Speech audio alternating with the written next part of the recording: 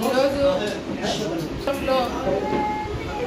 ఏ విధంగా వైసీపీ నాయకులు కేవలము ఓట్ల కోసము మళ్ళీ అధికారంలోకి రావడానికి ఏ విధంగా పాపము ఈ 4-5 రోజుల నుంచి చూసినా చాలా కష్టపడిపోతున్నారు. కేవలము అధికారంలోకి మళ్ళీ వస్తే మళ్ళీ దోచుకోవాలా, మళ్ళీ దౌర్జన్యాలు చేయాలా, మళ్ళీ కబ్జాలు చేయాలనే ఒక ఆలోచనతో ఈరోజు బాగా కష్టపడుతున్నారు. ఈ 5 సంవత్సరాల్లో ప్రజలు పడిన ఇబ్బందులు అన్నీ ఇన్ని కావు. అంతెందుకు ఆలగడ్డలోనే ఈరోజు తాగునీటి సమస్య ఎంత తీవ్రంగా ఉందో అందరం కూడా గమనిస్తున్నాం. ఇంతవరకు వైసీపీ నాయకులు ఎవరైనా సరే ఎన్నో పదవులు ఇచ్చిన వైసీపీ నాయకులు ఉన్నారు. ఏ ఒక్క వైసీపీ నాయకుడు కూడా తాగునీటి సమస్య గురించి ఎవరైనా మాట్లాడిన వాడు ఉన్నాడా?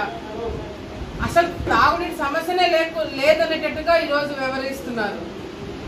ఏ గ్రామంలో చూసినా, ఏ మండలంలో చూసినా కూడా తాగునీటి సమస్య చాలా తీవ్రంగా ఉంది. ప్రతిరోజు ప్రెస్ మీట్ పెడుతున్నాము, ప్రతిరోజు కలెక్టర్ గారిని మేము రిక్వెస్ట్ చేస్తున్నాము. ఎందుకు వీళ్ళు ఎమ్మెల్యేలుగా ఉండి ఎవరిని ఉద్ధరించినట్టు, వీళ్ళు ఎమ్మెల్యేలుగా వైసీపీ నాయకులు గెలవడము కేవలము వాళ్ళ జోబులు నింపుకోవడమే తప్ప ప్రజలకు ఉపయోగపడే కార్యక్రమాలు ఏవి చేయలేదు, చేత కాదు. ఈరోజు వాలంటీర్లు తిరిగితే చాలు, వాలంటీర్లు ఎండలో తిరిగి వాళ్ళ ఉద్యోగాలు కూడా పనంగా పెట్టుకొని వాళ్ళు ప్రచారం చేస్తారు మా కోసం అని చెప్పి ఇళ్లలో కూర్చుంటున్నారు. ఈరోజు వాలంటీర్లు కూడా మీరు తెలుసుకోవాలా, ఈరోజు మిమ్మల్ని పనంగా పెట్టి మీ ఉద్యోగాలు పనంగా పెట్టి ఏదైతే 5,000 కోసం మీరు ఏదైతే చాకరీలు చేస్తున్నారో ఆ ఉద్యోగం కూడా మీకు లేకుండా చేయడానికి ఓపెన్గా వైసీపీ నాయకులు మీరు రాజీనామా చేసి మా కోసం ప్రచారం చేయండి, మీకు మేము వచ్చిన తర్వాత ఏదైనా ఘనకారం చేస్తామని చెప్పి తప్పుడు మాటలు మాట్లాడుతున్నారు. రేపు మీరు వచ్చేది లేదు, మీరు చేసేది లేదు. పాపం ఎవరైతే మిమ్మల్ని నమ్ముకొని ఇప్పుడు రాజీనామా చేసుకొని వైసీపీ నాయకుల కోసం ప్రచారం చేస్తున్నారో ఉన్న ఉద్యోగం కూడా పోతుంది. వాళ్ళు ఎన్నికల కమిషన్ చాలా స్ట్రిక్ట్గా వాలంటీర్లు ఎక్కడా కూడా ప్రచారాలు చేయకూడదని ఎందుకు చెప్పింది అంటే, మీరు ఒక స్థానంలో ఉండి ఒక పార్టీ కోసం చేస్తే రేపు పొద్దున ఆ పార్టీ ఏదైనా తప్పు చేస్తే ఆ మరక ఆ చెడ్డ పేరు మీకు అంటుకుంటుంది.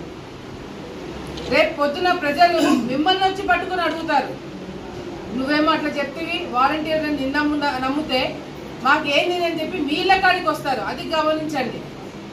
చంద్రబాబు నాయుడు వస్తే వాలంటీర్లను తీసేస్తాడు, వాలంటీర్ల మీద క్రిమినల్ కేసులు పెడతాడు, వాలంటీర్లు ఏదో చేస్తాడని చెప్పి మాట్లాడినారు. వాలంటీర్లకి మీరు పెట్టిన రోజు నుంచి ఈ రోజు వరకు ₹1 అయినా మీరు ఏమైనా సహాయం చేయగలిగినారా?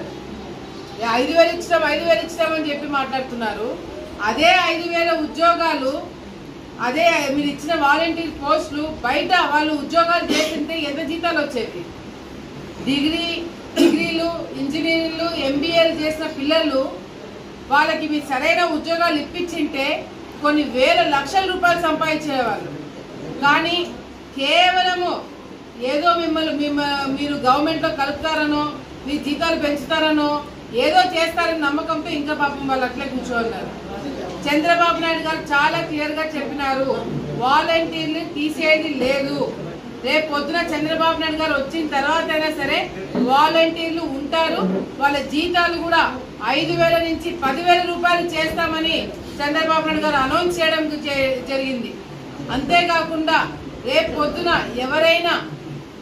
ఎవరైతే వాలంటీర్లు వైసీపీ నాయకుల్లాగా వ్యవహరించినారో, ఎవరైతే వైసీపీ కోసం ప్రచారాలు చేస్తారో వాళ్ళ మీద యాక్షన్ తీసుకుంటామని చెప్పారే తప్ప బాగా పనిచేసి ప్రజల కోసం ఉపయోగపడిన వాలంటీర్లకు మాత్రము 5,000 నుంచి 10,000 రూపాయల వరకు జీతాలు పెంచడం జరుగుతుంది.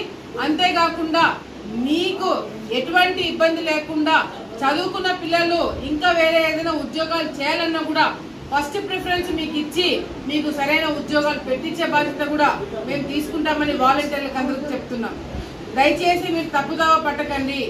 మీరు ఏదైతే వైసీపీ నాయకులు మీరు రాజీనామా చేసి మరి తిరగండి అని చెప్తున్నారో ఆ మాటలు నమ్మకండి. వాళ్ళు అధికారంలోకి రావడానికి మిమ్మల్ని బలి చేస్తున్నారు. రేపు పొద్దున మీ మీద క్రిమినల్ కేసులు కూడా పెట్టించడానికి సిద్ధమవుతున్నారని చెప్పి కూడా మీరు గ్రహించాలా. ఎవరైతే వాలంటీర్లు రాజీనామా చేసి ప్రచారాలు చేస్తున్నారో వాళ్ళ మీద క్రిమినల్ కేసులు కూడా పెడతారంట. దయచేసి ఇవన్నీ కూడా గమనించి జాగ్రత్తగా ఉండండి. మీరు మీ తల్లిదండ్రులను పోషించడానికి, మీ ఇంట్లో సమస్యలు తీర్చడానికి, మీకు ఉద్యోగాల కోసము వాలంటీర్లుగా ఎక్కినారు. అంతేగాని ఎవరినో గెలిపించడానికి, ఎవరో చేసిన పాపాలు మీరు మీ తల మీద వేసుకోవడానికి కాదు. సో దయచేసి మీరు ఈ ఎన్నికలకి ప్రచారానికి దూరంగా ఉండండి. మీ వేసే ఓట్లు మీకోసము, మీ అభివృద్ధి కోసం, మీ ఇంట్లో వాళ్ళ కోసము వేయాలని చెప్పి కూడా సందర్భంగా తెలియజేసుకుంటూ మరొకసారి ప్రజలందరూ కూడా మీకు పనిచేసే వాళ్ళకి, పలికే వాళ్ళకి, కష్టపడే వాళ్ళకి ఓట్లు వేసి గెలిపించండి. ఈ రాష్ట్ర భవిష్యత్తు, పిల్లల భవిష్యత్తు కోసము ఓట్లు వేయండి. యువత ఈరోజు తప్పుదావ పడుతున్నారు. ఎంతో మంది యువత డ్రగ్స్ తీసుకొని ఈరోజు ఇళ్ల నుంచి బయటికి రాలేని పరిస్థితి. దయచేసి ఇవన్నీ కూడా తల్లిదండ్రులు ఆలోచించుకొని, విశాఖపట్నంలో ఎక్కడో డ్రగ్స్ దొరికింది, ఆలగడ్డకి ఏం సంబంధం అనుకోకండి. విశాఖపట్నంలో దొరికిన డ్రగ్స్, గతంలో వచ్చిన డ్రగ్స్ కూడా ఇవన్నీ ఈరోజు ఆలగడ్డ కాదు కదా, చివరి మూల గ్రామాలకు కూడా డ్రగ్స్ అందజేసే పరిస్థితి కనపడుతుంది. సో దయచేసి ఇవన్నీ కూడా గుర్తుపెట్టుకుని తల్లిదండ్రులు అప్రమత్తంగా ఉండండి. మీ పిల్లలు ఏం చేస్తున్నారు, ఎక్కడికి పోతున్నారు ఒక గంట కనపెట్టండి. ఈ రోజు మీ పిల్లల భవిష్యత్తు, రాష్ట్ర భవిష్యత్తు గ్యారంటీగా మేమందరం కూడా ఉంటామని చెప్పి కూడా తెలియజేసుకుంటూ సైకిల్ గుర్తుకు ఓటేయాలని చెప్పి కూడా ప్రజలందరినీ కూడా నేను కోరుకుంటున్నాను. సమస్య లేని ఇల్లు ఉండదు, పరిష్కారం లేని సమస్య ఉండదు. బంధాలు గొప్పవి, బాధలు చిన్నవి. మీ సమస్యని మేము పరిష్కరిస్తాం. రండి మాట్లాడుకుందాం.